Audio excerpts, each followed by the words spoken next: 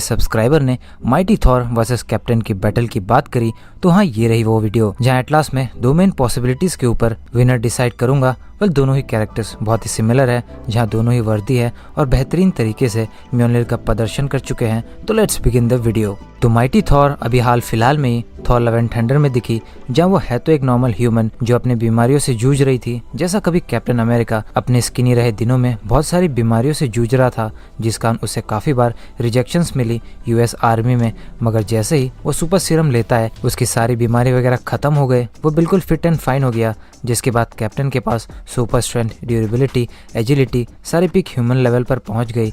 और ऐसा ही कुछ जेन फॉस्टर के साथ भी हुआ, जहाँ म्योनलिर के सामने जाते ही थॉर ने जो कभी म्योनलिर को जेन को प्रोटेक्ट करने वाली बात कही, उसके कारण वो वर्दी हो गई और एक गॉडेस या फिर नेम माइटी थॉर में ट्रांसफॉर्म हो गई। लेकिन यही एक बात बहुत बड़ा डिफरेंस है कैप्टन और जेन फॉस्टर में, जहाँ कैप्टन की परमानेंटली सारी बीमारियां ठीक हो गई, लेकिन जेन फॉस्टर जब भी माइटी थॉर बनकर एक्शन में दिखती है तो हर बार म्योनलिर से अलग होने पर उसके मॉर्टल ह्यूमन बॉडी को और चोट पहुंचती है, जहां वो लिटरली डेथ के और करीब पहुंच जाती थी। मगर तब भी Jane as Mighty Thor literally Thor के पावर्स ही नहीं बल्कि कॉस्ट्यूम को भी होल्ड करने लगी, जहां वो म्योनलिर को बहुत ही एडवांस और यूनिक वे में यूज करती हुई दिखी, जिसने ऑलमोस्ट आधे शैडो मॉन्स्टर्स को अकेले ही मार दिया था। आखिर म्योनलिर अपने टूटे पार्ट्स को रिमूव करके पूरी तरह हर एक पार्ट से अटैक करता था। वहीं कैप्टन ने भी म्योनलिर को यूज किया है, प्लस थॉर की पावर उसके पास भी आई थी, जिससे ही उसने लाइटनिंग यूज करी और थैनोस पर लाइटनिंग स्ट्राइक्स भी करे, या एक पॉइंट पर स्टॉर्म ब्रेकर को होल्ड भी किया, जैसा ही जेन ने करके गॉड बुचर से बचाने के लिए उसे दूर फेंका।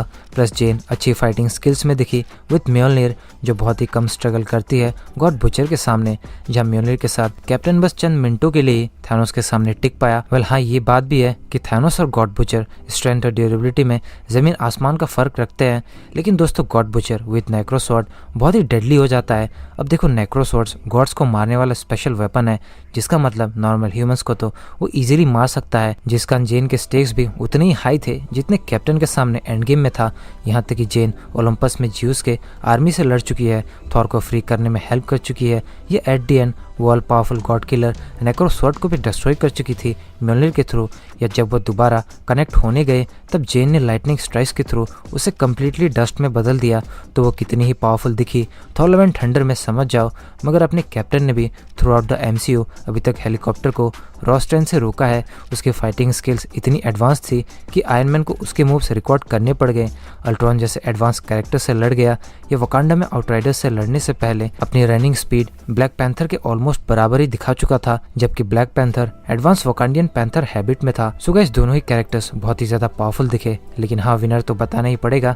मगर यह विनर दो कंडीशंस पे डिसाइड होंगे, जहाँ पहला वाला विथ म्योनलिर तो जेन फॉस्टर एके माइटी थॉर विनर होगी, क्योंकि अब देखो उसके फीट्स नेक्रोसॉर्ड्स को डिस्ट्रॉय करने जैसे हैं, या गॉड बुचर के नेक्रोसॉर्ड्स के सामने वो सरवाइव कर गई। जबकि कैप्टन विद म्योनलिर पहले तो नो डाउट बहुत ही ओपी दिखा, लेकिन थैनोस के सामने कुछ ही देर में स्ट्रगल करने लगा था, या ऑलमोस्ट उसका खेल खत्म होने ही वाला था। तो हाँ आपको भी ये समझ आ ही गया होगा कि मोटे मोटे तौर पर माइटी थॉर इस कंडीशन में तो विनर होगी, लेकिन हाँ इसके भी अंदर बहुत पॉसिबिलिटीज है, जिसकी बात कभी और करेंगे। लेकिन अभी आगे बढ़ते हैं दूसरे कंडीशन में। सो विदाउट म्योनलिर तो डेफिनेटली कैप्टन पावरफुल है, या विथ म्योनलिर भी कैप्टन जेन को भी बीट कर सकता है। अब देखिए कैप्टन के पास सुपर सोल्जर वाली पावर है, जहाँ कैप्टन की एज बढ़ती ही नहीं या बहुत स्लोली इंक्रीज होती है। यहाँ तक कि कैप्टन 70 साल बस बर्फ में ही बिता देता है, या बिना म्योनलिर के भी वो बहुत हद तक लड़ जाएगा थॉर से। मगर माइटी थॉर ऐसा नहीं कर पाएगी, बल्कि उसकी पूरी पावर्स की सोर्स म्योनलिर ही है। लेकिन एंड गेम में म्योनलिर ने बस कैप्टन के पास एक जबरदस्त वेपन पेश किया,